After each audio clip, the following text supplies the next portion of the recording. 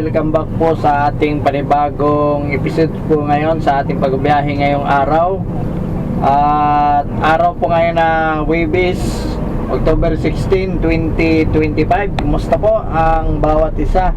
Galing po tayo sa tindahan namin dyan sa Rizal Avenue. Hinatid ko muna yung asawa ko bago tayo mag-umpisa dito sa pagbiyahe po natin ngayong araw. Oras po pala natin alas 8:40 na po ng umaga. At ngayon naman po meron tayong ulit deliver papuntang Nae, Cavite. Nung nakaraan nagpunta rin po tayo doon, nag-deliver din po tayo doon ng hospital bed. At mabuti naman at meron tayong nakuha pabalik papunta rito sa atin. So ngayon naman po na araw, pupunta po tayo ng Nae, Cavite ulit at magde-deliver pa rin po ng hospital bed. Tingnan natin mamaya mga boss kung makapagsabay tayo ng booking dito sa Lalamove. Open naman po ang ating Lalamove account na para sakaling meron po tayong makuha papuntang Cavite. So Nae, Cavite, ang kukunin po natin booking dito sa Lalamove ay mga yan papuntang Tansa. Yan, yung mga madadaanan lang po natin. So, samahan niyo po ko muli mga boss sa ating pagbiyahe na ito. Naway patuloy tayong gabayan ng ating Panginoon sa mga pangailangan po natin dito sa pagkuha natin ng mga booking dito kay Lalamove. Nawa kayo rin po. Ingat po kayo palagi sa mga pagbiyahe po ninyo. At pasensyahan na po kayo mga boss. At ngayon lang tayo i-shoutout natin yung mga po natin dyan, mga followers po natin dyan, pati subscribers po natin sa ating YouTube channel. At kung bago pa kayo sa YouTube channel natin, i-click nyo po ang notification bell natin, subscribe para palagi po kayong updated sa mga video na i-upload ko po sa araw-araw patungkol dito sa pagbiyahe kay Lalamove. So shoutout natin si Brother Ariel. Yan, nagkita na po kami dyan, nakapagsabay po kami dyan sa pag-pick up dito malapit sa amin sa mga siumay. Shoutout sa iyo bro, ingat po sa pagbiyahe. Bali po niya, dala po niya 2,000 kg GMC na unit yata yon, pang 2,000 kg. Maganda talaga 2,000 kg kasi ang mga delivery fee kahit malapitan lang, tag 1,000 na yung delivery fee. Yun yung maganda. Yung 1,000 marami din namang mga pumapasok. Ang nakaiba lang sa 1,000, medyo maliit yung mga delivery fee at maraming pumapasok na mga booking kaysa 2,000 kg. Yung 2,000 kg kasi medyo matumal, medyo pang lang talaga pumapasok sa kanya 1,000 at saka 2,000 kg. Pero isang deliver, na agad, paldo na agad, no? Shoutout po natin ang ating mga subscribers. Unang-una, si Alexander Asuncion. Shoutout sa iyo bro, sabi niya dito, ingat lagi boss sa biyahe. And pa-shoutout sa kanyang sa kanyang beautiful wife, Rachel Asuncion and Bon Boyagi. Tapos si Jericho Asuncion.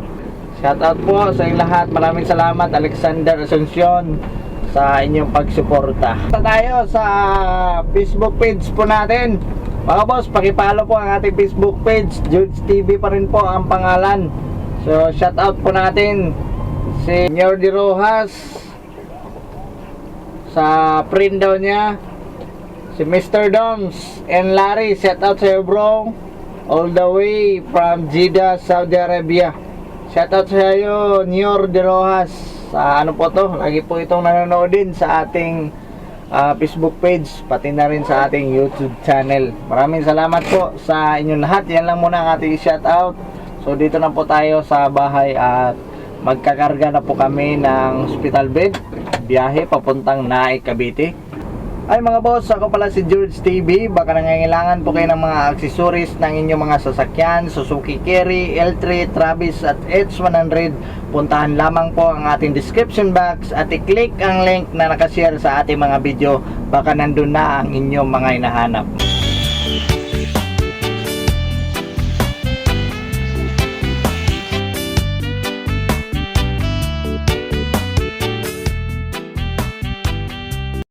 Nandun na.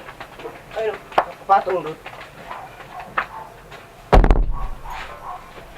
Bali, tatlo to ang natin. Unahin natin to natin itong dalawa.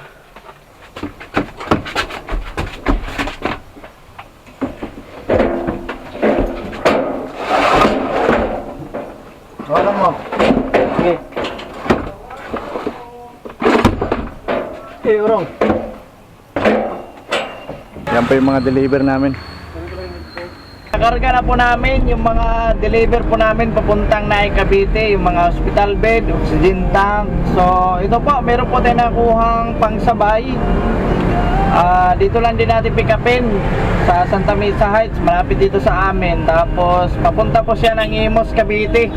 At ito po ay 300 kg. 300 kg. Ang delivery fee po niya nasa 780. Yan. Saka na natin pick upin tong 300 kg papuntang Imus. Dito muna tayo sa papuntang Las Piñas. Meron po tayong nakuha dito. Ito po ay 600 kg naman. At pick upin natin dito sa Tatalon lang. Let's go. Oras po natin, alas 10 na po ng umaga.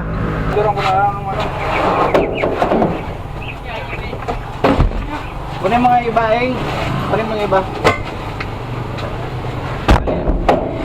Ito po yung pick up namin dito mga boss, mga part ng sasakyan. Tali lang natin to.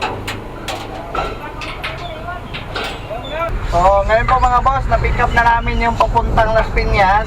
At ito namang isa papuntang Imus. Ito naman ay 300 kg. Pick upin na natin to. Gawin na po tayo sa pick up location. Ito lang pala isa. Teka.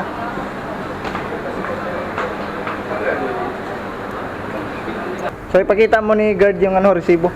Baka i-check niya. Salamat.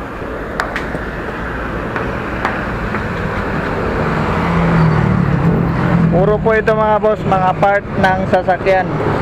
Alam niyo naman dito sa Banawi. Kuno may receipt.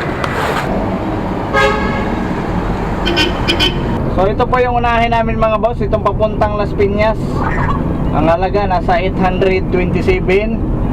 Dito naman 300 kg. Ang halaga po niya nasa 780. Pagtapos siya ng Imus. Ayos, na-pick up na natin lahat. Ayun na mga boss, itong una naming pick up kanina. Ako pa yung inutusan ni client mag-cancel sa mga booking niya. Tatlong pangalawa po tayong lalamob. Tatlong beses siya nag-book. Kawawa yung mga lalamob na na nakakuha sa booking nila.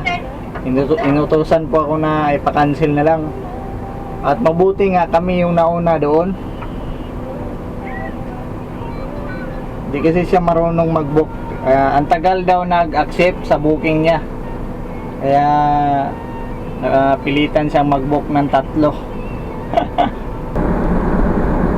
So unang tollgate po ito sa Cavitex. Ang babayaran po natin dito 35 lang po, class 1. At dito na po kami sa drop-off location po namin.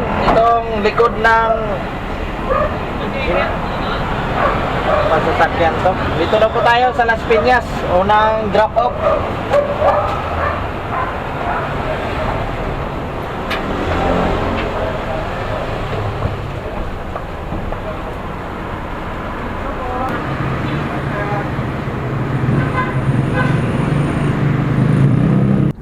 Okay, so pupunta naman po tayo sa pangalawa natin deliver sa Imus, 13 kilometers galing dito sa unang deliver po natin.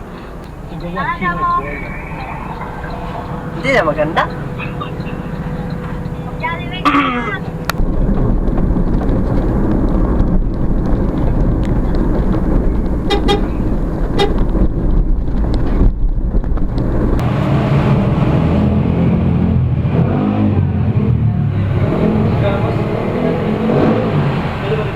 Pupunta na po kami sa deliver natin mga boss sa Naik Cavite. 38 minutes galing dito sa pinagdeliveran po namin. 19 kilometers.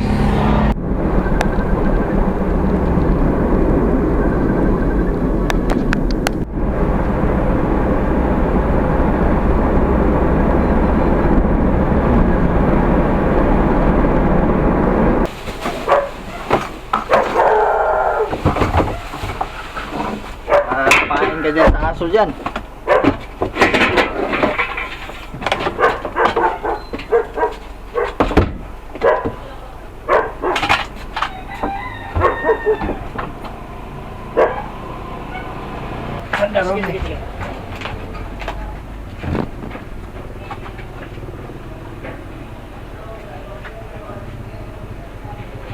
Ayan po tayong laman mga boss. Nababa na namin yung hospital bed at saka yung oxygen tank.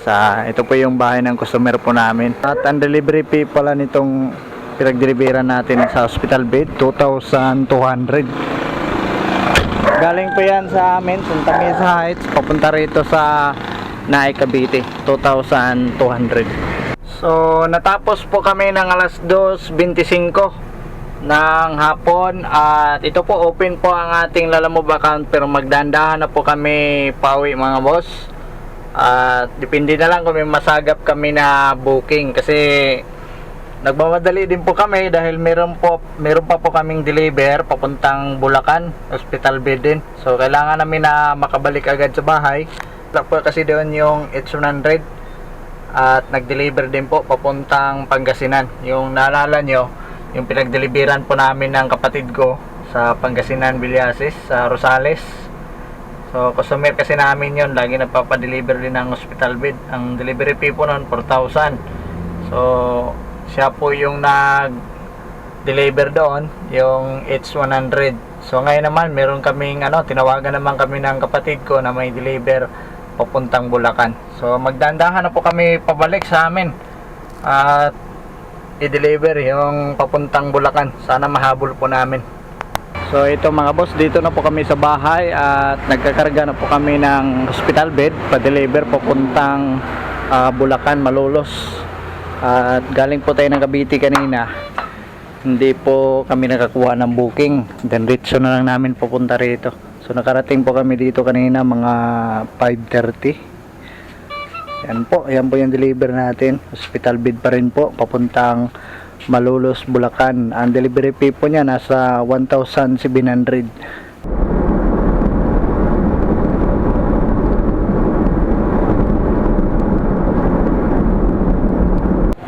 Yan, so dito na po kami sa drop off location po namin mga boss. Dito po sa Bulacan.